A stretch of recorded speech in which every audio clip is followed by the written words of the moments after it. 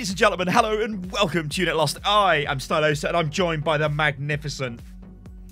One amongst many. Hello, it's me, ladies and gentlemen. Yeah, it's weird not doing the intro myself sometimes. Like, tailing in on the back of yours is always tough. Yeah, get off my intro. You need to, like, pace it out. Get off my intro. You need to pace it out. Like, ladies and gentlemen, welcome to Unit Lost. I'm Stylosa and I need to jump in like, I am Josh. Or something. I don't know. Let's do it. Ladies and gentlemen, hello and welcome to Unit Lost. I am Stylosa.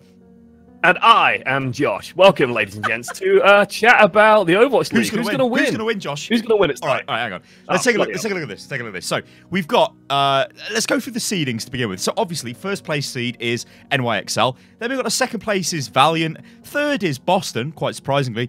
Fourth is Gladiators. Fifth is Spitfire, and sixth is Fusion. Now, I guess the best place to start here would be to actually talk about the quarterfinals, and the first quarterfinal we've got coming up is Philadelphia against Boston.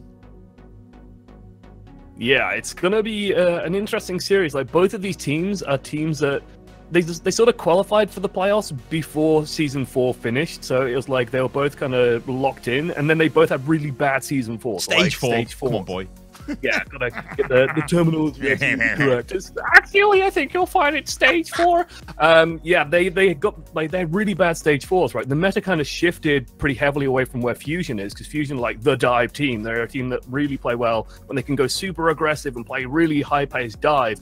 And then we moved into Brigitte, and well, high-paced dive kind of just drifted away. Now we've got like this very Widowmaker-centric meta. Sure, Carpe is very good at Widowmaker, but they start falling apart elsewhere. They've been introducing new teammates and stuff like that. And Boston, kind of the same story. They had this phenomenal undefeated streak and then just completely collapsed. Like, they just died in stage 4. Yeah, I mean, that's Boston is such a conundrum. I mean, they start Overwatch League being pretty much universally slated as the worst team in the league, and then they start to perform much better than people expected. They do have the brilliant honor of being undefeated during an entire Overwatch League stage, which even NYXL doesn't have that honor, who are undoubtedly the best team in the league, which is, like, honestly pretty huge. I mean, when you look at the league standings, Boston to me is just like that team. It would be such a great team to support, because you go into it thinking, oh, we're not going to be too great, and then you start winning, and then you start performing quite well, and then you ultimately end up third in the overall league. But you're right in what you said. Their recent stages were quite questionable. They really did drop off quite heavily, and this is the problem, isn't it? Going forward into the playoffs, this is a brand new meta. This isn't the meta that any of the teams have played so far, so it's completely new to them. And the question is, and always will be for Boston, can you adapt to a new meta? And the evidence clearly says, no, you cannot. So I really think they are going to struggle, and I think Fusion will beat them. I think Fusion will beat them. Yeah, I kind of agree with that. I think Fusion, like, the meta is leaning towards like a higher pace and sort of a very quick pace, and I think I you know, and I'm kind of a Fusion fan as well. Like, I like Fusion a little bit more than I like Boston as well, so I'll just throw that out there. But I do think Fusion are going to be stronger overall. Like, I'm looking at the history of the teams as well, in terms of, like, well, Boston beat NYXL sort of at the end of stage 4, but NYXL, we'll get onto NYXL later, but they're not the juggernauts that they seem to be, recently at least. So otherwise, in matchups previously against Philadelphia, they lost to Philadelphia at the start of stage 4. They beat Philadelphia in stage 3, of course, because they beat everyone in stage 3, and then they've lost all their previous encounters with Philadelphia. No, they 4-0'd them in stage 1, but stage 1 so long ago. Do you know who they didn't play in stage 3? I can't remember, because you always miss one team out, don't you? I don't know who it was, though. It might have been NYXL. It might have been NYXL, you know. No, they played NYXL. They beat NYXL 3-2. Oh. Okay. And then they lost to them in the finals, or in the finals, I think. Good times. But yeah, Boston are a weird one. They seem to be on like a downturn again, so we'll see how it goes. Like, the last games they played in stage 4 was Florida, NYXL, who they beat, Shanghai, and Seoul. So, like, the only team there that's kind of worth mentioning is NYXL. Seoul have been garbage lately. Shanghai are Shanghai. Florida are Florida. So it's like, you can't really get a feeler for their power level, so to speak, off the back of that. Meanwhile, if you look at sort of what Fusion have been up to lately, let's take a quick gander. Beating London, which is always a good sign. Beat Seoul, beat Shock, In terms of major victories, though, they've been struggling as well. Like, Fusion you know, both of these teams are, and if I was constructing this from like a casting point of view, like, you know, what's the narrative going into this? How do we make this super exciting? Both of these teams are teams that are on the downturn and need that upswing, and they're looking for that upswing. And this is their way to sort of leave their mark on the entire season, to sort of put stage 4 on the back burner. You know, let's forget about stage 4 and let's say that, oh yeah, we made it to the final, we made it to the semis, we made it to the finals. Something like that will be a really good sort of cap to the entire thing and sort of hide stage 4 under the bed. I think, like, when you look at it, you look at players like Striker, who obviously when Tracer was being played all the time, you could argue that he was kind of carrying Boston in quite a few games, because he was, like, maybe not undoubtedly, but he was one of the best Tracers. The problem is Tracer's fallen off. And then when you look at Fusion do have Carpe for the Widow. I'm sure they've got a very good Hanzo as well. When we're going into this Hanzo-centric meta, with the Widow attached to it, have Boston really got players capable of filling that gap? I don't think they have. I think if I was a betting man, I would be betting on Fusion, even though Boston do have the higher league position. Fusion should take it. I'll be surprised if Fusion don't win. Yeah, I'd agree with that. I think the you know, the pickup on the Widowmaker point as well is that Widowmaker is something that Boston have always been struggling with as well. Like, but who is never their had Widow? A super solid exactly. Widow. Who is their Widow? Yeah, yes. So it's going to be tough for them to sort of try and match Carpe. And what's been weird as well is I've been casting the Chinese scene, and I bring this up purely because in China they play Widow Genji. Who is that crazy Genji from China? Oh god, there's a ton of them, to be honest. The one that you are referring to, there was the one on Gibraltar with the Mercy pocket in him. Yeah, and he got like a 6k basically, and the Mercy was toggling between healing and damage. Yeah, that was so cool. Perfect timing. That was so it's cool. insane. Oh, it's absolutely insane. But like they're all like that in China. Like, China love the Genji play, and I would be so stoked to see it. I imagine not, but I would love to see Fusion try and imitate the Chinese style and play Widow Genji. I imagine they're probably going to play Widow Pharah. They could absolutely do that. They have some solid Pharah players quite often, and then on some maps as well, of course, the Hanzo is going to come out for those Graviton combos. So I definitely think the meta favors Fusion, and, you know, just to throw, the way that the playoffs work is kind of wacky. It's like a best of 3 or best of 5s. So they play 3 matches against each other, and then whoever sort of wins 2 matches, then they go through. So I'm going to say like 2-0 to Fusion. Yeah. Overall. Yeah. Like that's where I'm going. I agree with that. I think, I think we both put Philadelphia going through there, which obviously means that they'll then have to play NYXL, but we'll get on to that. So quarterfinal 2. This, on paper, is a really, really good matchup. This is London Spitfire against L.A Gladiators. This is Gesture against Fisher. This has a lot of storyline potential. This is like the big marquee game before we get into the semi-final matches, because everybody's, you know, you want to know, are London going to actually be able to beat Gladiators? Because Gladiators have got an amazing record against London. You could even say they're a bit of a bogey team. Are there issues with the fact Fisher did play for London and it causes the London players to sort of, I don't know, doubt themselves? I don't know. Like, who knows, right? I'm really looking forward to this. Obviously, as well, I'm a London fan, right? But I am looking forward to this. I think it's going to be a really close game. I think you could almost flip a coin on this one and be like, it's 50-50. Who wins this? We don't know. I think it's going to come down to momentum on the day. We'll probably be able to see one team really taking the initiative, and I think whichever team manages to do that is probably just going to crush the other team. I don't think this is going to be close. I feel like it's just going to be, it's almost a fine balance, and as soon as the balance starts to tip, it's just going to be almost like a steamroll. This is where I'm gonna like argue the opposite and say that I think it's probably actually like going to be a close series. The record between them both, and I'm glad you brought it up, was that Gladiators, they beat London. They are the foil. They always do, but it's always been close. Like, I'm looking at it now, and it's like it's 3-2, 3-2. 3-1, and previously in the preseason 3-2. Like, there is something about these two teams that just, they go at each other in the closer series, even before sort of the tank swap happened, even before Fisher moved on. And now that Fisher's moved on, there's something about having a player that sort of, you know, and it's good that it's a tank. I'm going to harken back to sort of last year's Team UK scrims. If you remember watching a scrim where we were playing against Netherlands, and it was like watching Cruz play against Too Easy, and how just playing against a player that they used to play with just got into their heads so much. So much. And like they're saying, no, it's not affecting us. It was really affecting their play. Like, they're all central, like thinking about what that other guy's thinking. And I imagine some of this exists between between Spitfire and Gladiators. Yeah. Where they're just like looking at Fisher and they have something to prove almost. I mean, Fisher I would say, is a little bit of an anomaly when it comes to Korean players. He is not, like, from my experience with Korean players, especially in Overwatch League, and especially with Spitfire, they're very team focused. They're very, like, they want to help each other. It's not like I am the big man and everybody's going to do as they're told. Fisher is very much like that. He's like, I'm the big man. This is my team. You know, it's very weird. It's almost like a Western attitude. It's like, I'm the best player, right? So I'm just going to carry this team. You're going to do what you know, I'm going to tell you to do, sort of thing. And I think you are right. I think that does get into the head of, you know, especially when you look at players like Gesture, because Gesture and Fisher were vying for the same position, and ultimately the way that went is Gesture, like, I would say on paper they're very similar players. I mean, you could almost interchange them. The difference is, how does the rest of the team react to that? I think with Gladiators, and I think it was totally the right move for London to let Fisher go, but with Gladiators, they needed a tank. Like, no disrespect or, you know, throwing shade on iRemix, but Fisher's on a different planet to iRemix, and to get a tank of that caliber has allowed all the rest of their team to pretty much, you know, realize their potential. You look at players like Shore4, Hydration.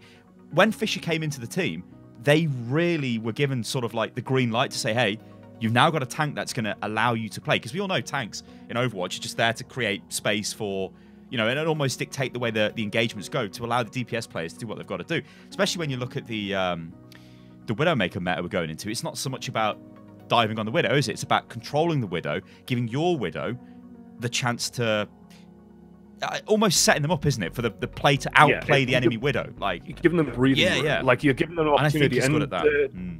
Yeah, I think he's going to be really good at that. And like, just touching on the other players, like you mentioned, Shore4 and Hydration, and we're going into a meta where Widow Pharahs play quite often. Shore4's Widowmaker is just come on leaps and bounds, becoming incredibly good. Hydration has a fantastic Pharah, but Spitfire also has like one of the scariest DPS front lines in the Overwatch League. Like, Prophet and Birdring are terrifying to go up against. So I do genuinely think this one's going to come down to the tank play. Like, who has adapted to the meta better in terms of, can they control the other Widowmaker? Can they control the enemy DPS better? And can Gesture and Fisher sort of either match each other, or can they just control the enemy DPS so that their DPS can pop off and take over? I really do think this is literally the battle of the tanks, and whoever's going to come out on top of that is going to, you know, manage to pull this one off. Now, historically, Gladiators seem to manage it better. Maybe it's a psychology thing. Maybe, you know, London, I don't entirely know the inner workings quite as well as you, but, you know, with change-ups to London as well, they've sort of trimmed the fat, I suppose, on the lineup, focused entirely on a very specific roster. So they're clearly sort of drilling down super hard on this, but something about Gladiators seems to just throw London off, and I think that will make the difference here at the playoffs. And I could see Gladiators taking it in a 2-1. Well, I mean, I can touch on that a little bit with London. So, like, initially with the two rosters that they had, the idea was, look, I mean, let's get the two best teams and then let's make a big super team, which worked in stage 1. But the problem is there was too little time spent on, I guess you could say, specific formations. So they were sort of spreading themselves too thin, which there's only a finite amount of time you can actually scrim. And if you've got two rosters, you're sort of cutting the, let's say, the practice levels in half, which isn't really great. But obviously this is something you wouldn't really know going into the Overwatch League, because we knew it would be a demanding league, and on paper it makes sense to have additional players, right? It makes sense to have a 12-man roster because, hey, you can do internal scrims and all this good stuff. But it kind of comes down to the quality of the scrims and what you're actually getting out of the team. So London have gone through this process where they have dramatically scaled down and focused on players, which hopefully will take the team forward. I mean, when you look at players like Huyel and Fury, again, these are players you could argue that are very similar. I would say Fury is the better player than Huyel, but they're very close. It's not like this player is clearly better than the other one. Yet when you look at London historically, they would interchange these players. But why? Like, why not just focus on the one player? And London are going through that now. And you can say, you look at NYXL, that's kind of what NYXL have done since the beginning of the league, and they've got the best record. So maybe this will work for London. You know, and like you did say, Prophet and Birdring are a very good DPS pair. I mean, they're kind of unique in the league in that they all can play each other's heroes. Now, obviously, Profit's Tracer is better than Birdwing's Tracer, and you would say Birdwing's Widow is definitely better than Profit's Widow, but they're close. So they do kind of have the potential to throw sort of curveballs out. But I don't know, Josh. I think this is going to be a really, like, this is the game I'm waiting to see. I know I'm a London fan, so I'm going to say that, but this just seems like a much more interesting series than the Philadelphia one. Yeah, I would agree. What do you have a prediction? Is it going to be a 2-0 for London, do you say? I say 2-1 Gladiators, but I hope London do it, but my head says 2-1 Gladiators. Yeah, like, I hope London do it. I think whoever takes the first map will just win that series. So you're thinking a 2-0 for London? Like, yeah, I think... I'll no, like, pin you down to an actual prediction. 2-0 London, then? If London take game 1, then they'll take it 2-0. If Gladiators take game 1, then I'll do it. I'll do it, Josh. I'll do it. 2-0 I'll do it. Yeah. Beautiful. Right, then. Let's get on to the the semi-finals even. So, the first one, well, we'll go on to the semi-final 2, I guess, because we just spoke about London and Gladiators. So let's talk about what could potentially be Philadelphia against New York. Well, let's talk about New York. Let's just talk about New York, yeah. New York are a scary team to go up against, but I'm going to say the word sandbagging. Now, if people don't know what sandbagging is the idea that you play worse almost when matches don't matter, so that teams get a wrong impression of you or underestimate you, or, you know, you take an easy, relaxing, re-energizing a little bit at the same time. It's sort of intentionally playing worse and hiding your true power level, so to speak. And so the idea and the theory is that, well, NYXL for like all of Stage 4 have basically been doing this. They've been sandbagging. The rumors that we've been hearing is stuff like, you know, the players aren't being coached on specific strategies because they don't really care about the meta in Stage 4. So they're just kind of playing what the players want to play. It's very loose. It's very sort of unorganized. And then when playoffs come around, then they can sort of ramp up the engines again and sort of go big. The issue there was that when they reached the end of Stage 4 and had to play for, you know, an actual prize pool, they looked terrible. Yeah. They did not look like the same team that they were always, you know, touted to be. They did not look like the NYXL of Legend. Valiant looked like the NYXL of Legend, and NYXL just looked kind of And that was really worrying, because it's like, this is the point where you guys need to be playing super well. Like, you're playing for a good chunk of change. It's like $100,000 at the end of a stage. So this is where you expect them to do well. Now, they've had a couple of weeks. They've had a little bit of time. I'm expecting them to bounce back and look strong, and I would be very surprised not to see them in the final, regardless if they're playing Fusion or Boston. Yeah. I think, like, they are a better team than Fusion and Boston. I mean, you can't... Even when they're playing suboptimally, let's say, you would still expect them to beat. If you were a betting man, you would put your money on New York all day there in that scenario. But I think, like, New York's... The whole thing with sandbagging, like... Possibly there was an element of that. But if you're a competitor... You want to win every game. You would not go in and just be like, hey, I don't care about this anymore. You would want that record. You would want to get as many wins as possible. You would want to continue to keep destroying the enemy. It's not so much about hiding strategies, I don't think, or anything like that. You know, maybe there is an element of like, look, guys, we are in the, you know, we know we're in the semi-final straight away. We've easily won the league. Well, we've won the this is like the English in me. It's like we've won the league. They haven't won the league, but they're in the playoff. You get what I'm saying, right? Anyway, they've easily done that, so there's no pressure on them, so they can just go out and they can mess around. I think there was the thing with Sabiolby was playing Minecraft or something. Do you remember that? It's like he's playing Minecraft. Yeah. It's like he doesn't even care. I'm just playing Minecraft. Who cares about scrims? They're not turning up to scrims because we don't care. It's like, whatever, we don't care. Meta's going to change come the playoffs, so yeah, who cares, right? But I don't know. I think as a professional athlete, because that's what these guys are, you wouldn't want to go out there and just be like, oh, we don't care, because that's bad. That's like really bad attitude to have. Maybe, though, the preparation wasn't up to scratch. Now, what I'm hoping we see off New York is, and this would make me very frightened, is if they absolutely annihilate whoever they've got in this semi-final. Like, if they come out and just obliterate the opposition, it'll be like, well, they've won it before we even get to the grand final, because it's like, well, they have a secret weapon as well. They have a really secret weapon that I think people might underestimate, which is the finals, like for the playoffs, not so much, but especially for the finals, it's in New York. And New York, like, from what I understand, New York get behind their teams. Even though these guys are all Korean, same as London Spitfire, New York will embrace them. New York will cheer for them. New York will come out for these guys and rally behind them. We've seen this happen, right, Josh, in the arena with the LA teams. Yeah. Like, they play on fire. It's insane. And can you imagine if, like, you know, you lend your energy to someone like Pine. Oh God! In a Widowmaker meta, like this guy, his hair will go blonde and start standing on end, and like he'll blow up the planet or something. It'll be insane. It'll be crazy. So yeah, New York could really like explode. Like they could go nuts at this point. I kind of hope they do. I want to see like what peak New York can look like.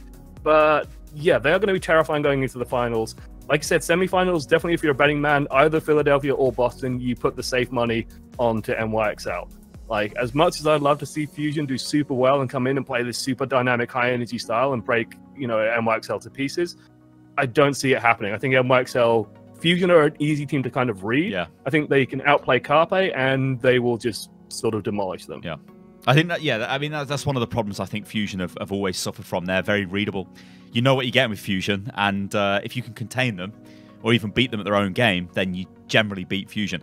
Anyway, let's move on to L.A Valiant. Now, this team is undoubtedly the second best team in the league. They went through changes. We all remember the trip to In-N-Out Burger. But come the end of the league, they are... Well, yeah, they're just the second best team. I don't think like they're better than Boston Gladiators, London. They're just better than these teams, and they've proven it. But it is a knockout competition, so yeah, let's hypothetically say what happens if it's London versus Valiant.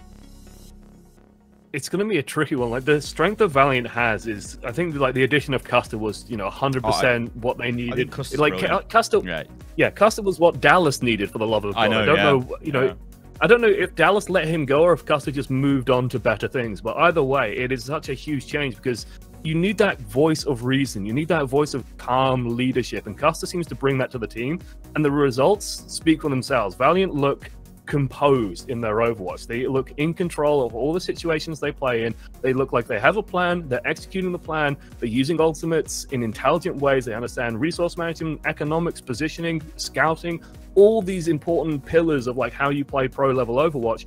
They have got them nailed down. And I think the thing with Valiant is if they continue to play like that, and as long as they keep their cool, they will be unflappable and they should be able to beat either London or Gladiators, regardless of who they go up against. Now, if it's Gladiators, then we have a battle for LA on our hands. That'll be spicy as hell. If it's London, I can see Valiant just almost like mentally shaking London almost and just remaining resolute. As long as they don't let Profit and Birdring take over the game, I think Valiant could probably manage. I do think Profit and Birdring are scarier DPS players than what Valiant has, but I think Valiant as a team as a whole will function better and will probably eke it out. If that was the game, like London Valiant, I would say it's a 2-1 to Valiant overall. But it, you know, if Profit and Birdring get momentum, if they start popping off, then they could take over the game and it could go, you know, London's way. There is a chance there, basically. Yeah, I think like with London, a very momentum-based team, they can like, I don't want to say throw, but they do lose points they should not lose. And it's quite baffling sometimes. So I just don't get that feeling with Valiant. I feel quite secure when I watch them play, especially their recent games, and you're just like, well, they're probably going to win, and they're going to win in a very controlled manner. It doesn't feel crazy, it doesn't feel like last ditch, like, oh my god, we're just having to blow our ultimates and hope that we can somehow flip the point in overtime. They do seem really controlled, and like you said earlier, I do think a lot of that does come down to Custer. Like Custer, I've always liked Custer as a player, mainly because I think this probably comes back to my, like when I used to play football or whatever, but I used to be a captain of the team and shout just at other players, random crap, like, hey, get over here, whatever. He has always looked like that to me, and you don't really see these figures in Overwatch League teams as prominent as he is in Valiant. Yeah, every team does have like a primary shot caller. They do have people that bring the team together, but he does feel like a really strong leader. I mean, I don't think I'm wrong in saying mechanically, not the best, but he does make up for that in other areas, and obviously it works because Valiant, I don't know, like I'm worried, like if, as a London fan, London against Valiant, I do think Valiant will win that. But Gladiators, on the other hand, this is where it gets interesting. If it is Gladiators against Valiant, you know, we go back to talking about the arena, it's just going to be on fire. Like that would just be a ridiculous series to watch. So even though I'm a London fan, I kind of want to see Gladiators play Valiant. But I still think Valiant will win. I still think Valiant will beat them. Yeah, this is all in LA. Yeah, it's in LA. Yeah. So yeah, that will be superb to watch. Like, by the way, it's worth mentioning you're going to be at the arena for all of those games. No, I'm not. I'm not going to LA. Oh, Shocking. But I am going to New Shocking York. news. Well, I'll be in New York as well. I'll tell See, you, either I'll it tell you, means- Josh, I was going to go there, but then I'm like, I can't. I'll probably just die. Like, I need to have some sort of a rest. So yeah, I did go. It was a hard decision to make, to be honest. Yeah, if you definitely see me and Sty in New York, like if you're going to the finals, come say hello, say hi. Hello, hello. Just wave. We'll take a picture. If Spitfire there, I'll be running on the stage. Right then, so let's go to the finals. Let's go to the finals. Who do you think this is going to be between?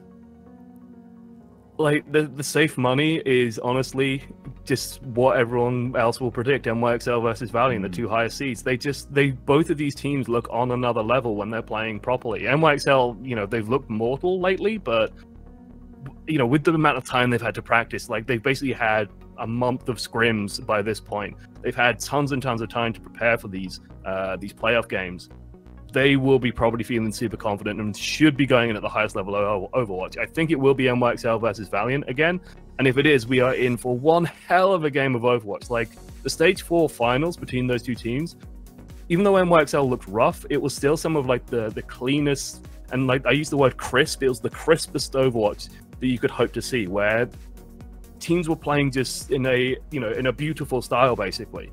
It was planned, calculated, the moves were made, players were making plays, but also the team was making plays as a whole. It's what you want to see out of the top level of Overwatch, and I think right now, if you want the top level of Overwatch, you look to NYXL and Valiant. Yeah, I mean, I'm going to be sad and say, well, I agree with that. Like, when I look at the other teams, and yeah, Fusion have got the potential to pop off, but I think they're easily readable. So I think ultimately against the top tier teams, they get beat. Boston, I think they lose to Fusion, so I don't really think they're worth talking about, which sounds harsh, but whatever. Apologies to Boston fans out there. Spitfire, it depends what Spitfire turns up. We know they've got a pretty decent record against NYXL, so if they do turn up, I mean, you could argue that they're legitimately the best team to go against NYXL to potentially upset them. But again, it depends on what team's turning up. It also depends on how these teams are dealing with the new meta. Gladiators are like... I feel like, yeah... Gladiators feel like a worse Valiant almost. Yeah, like that's a really harsh way to say, yeah. They are very similar in a lot of ways, but Valiant are just a little bit more composed and a little bit more controlled, and so they're a bit more consistent overall, while Gladiators tend to be a little bit more explosive. And then, like, yeah, Fusion, who are just literally living up to their name, like the most explosive thing you can imagine. So... you know, I'd say, like, if you want a wildcard pick, Fusion could just arrive, and they are a team of players that pop off, so everyone just starts fragging out, and Fusion end up taking everything. But I doubt that's the 10% chance on the back burner. Otherwise, you're most looking at NYXL Valiant to sort of clutch it out. And between the two, my gut says Valiant, but my head says NYXL. Because A, it's in New York, and B, I think that they would have practiced hard enough, and I think NYXL are probably doing nothing but prepping for Valiant. Like, I would not be surprised if like 90% of their scrims are like, we are trying to eliminate Valiant's playstyle, we are studying Valiant's playstyle, we've done tons of VOD review on the match we played against Valiant, we know how Valiant works now, we're going to know how to beat them, what to shut down, what to look for. And I can see New York NYXL just taking over, and I'm gonna say I think the finals are the same format. It might be a best of 5 instead. I didn't. No, best of 3. It's best of 3. The finals.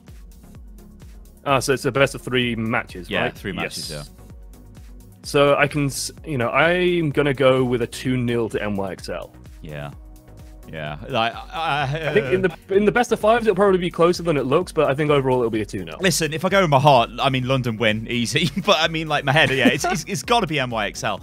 I can't really see in a million years anybody really, like, I can't see Boston doing anything really. If they do, I'll be very shocked. Fusion, like you said, is going to be a complete gamble. Like, possibly they do it, possibly they don't, possibly they throw. Who knows? Spitfire, what team turns up? Who knows? Gladiators, worst version of Valiant. But yeah, I think ultimately when it comes down to it, you've got the home field advantage for NYXL. You've got big name players that have been on the stage for, you know, the finals of the stages. They know what it's like to be in that cauldron of like, it's do or die. We've got to win. They've got the best experience. They've arguably got the best players.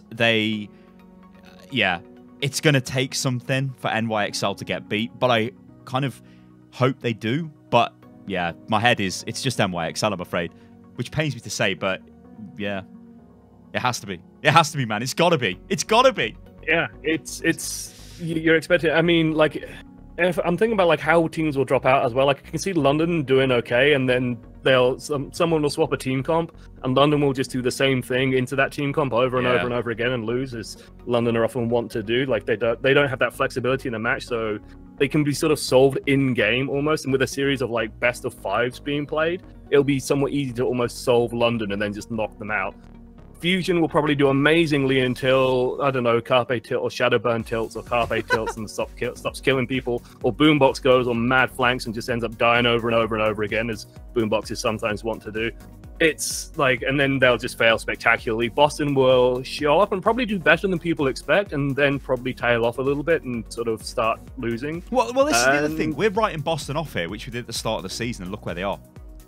Yeah, exactly. Like, that's the thing with Boston. You got to be careful about it, and you know, part of me is like fine saying it and saying like, you know, Boston, everyone thought they were going to be crap. Everyone thought they were going to be shit, and then they turned out to be really, really solid. They peaked in stage 3. Stage 4 comes around, they start dropping off. But I'm going to say it here, and I'm going to say, like, Boston proved me wrong. You know, do it again. And I think Boston probably will thrive on that environment. I'm sure Boston fans, you know, if you want something to cling to as a Boston fan, cling to the idea that people will write you off and then just go and goddamn prove them wrong. They have no pressure. Out of all of the teams here, they literally have no pressure. Like, Fusion are expected to beat Boston. Boston are just like, well, where's our pressure? You know, there is no pressure. Yeah. And that's a great place to be. I mean, look at the England football team. There's no pressure on those guys, and look where they are.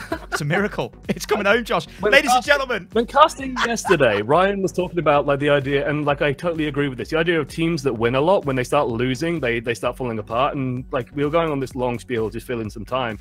And I was so tempted to interrupt him and go, what, like the England football team? Because, you know, we're not used to winning. So when we're losing, we feel fine. We feel comfortable. Yeah. When the enemy team's losing, then they're going to feel terrible. But London, no, we were born in the losses. We were raised in it. So, molded by the losses. No, we didn't even see a win until we didn't see a win in the penalty shootouts until I was a man. So then it was like, yeah, you know, it is coming home. It's also coming home. Who's going to win the World Cup? England. England. That's who. Who's going to win the Overwatch League? London. London. No. Who's going to win the World Cup?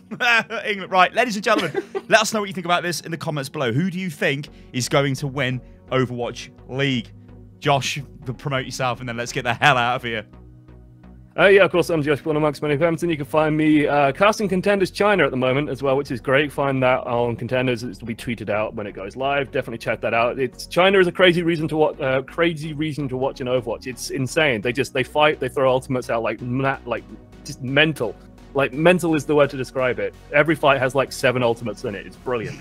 And yeah, you otherwise find me on Twitch, ESL_one amongst many. I tweet when I go live. I'm sure you can find me easy enough. All right, guys. We'll catch you on the next one. Toodaloo. Toodles.